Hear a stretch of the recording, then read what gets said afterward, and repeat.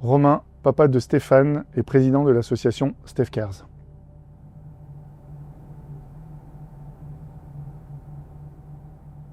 Stéphane était un petit garçon de 4 ans et demi, né à Paris, qui était plein de vie, qui était, je pense, prédestiné pour son goût à la justice, à des métiers comme pompier, policier.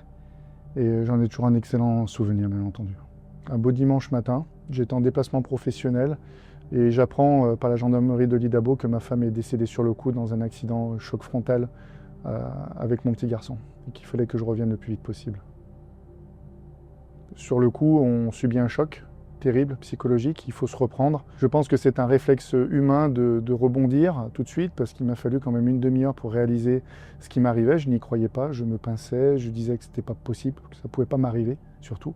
Arriver à résister à un tel drame fait appel à une résilience, je pense, que chaque être humain a en lui, ou pas, malheureusement. Et c'est ce qui a fait qu'aujourd'hui j'ai pu surmonter cette épreuve, avec l'aide de ma famille également.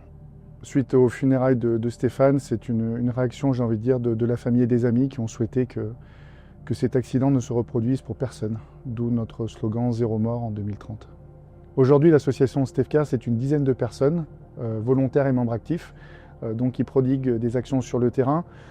Compte tenu de la difficulté et de la problématique qui touche le monde entier, nous souhaiterions bien évidemment dépasser les frontières et porter notre message le plus loin possible. Le fait de témoigner me permet de garder le souvenir de mon fils à mes côtés, de faire en sorte que sa mort n'ait pas été pour rien. Et surtout, c'est une promesse que je lui ai faite au moment où il est parti.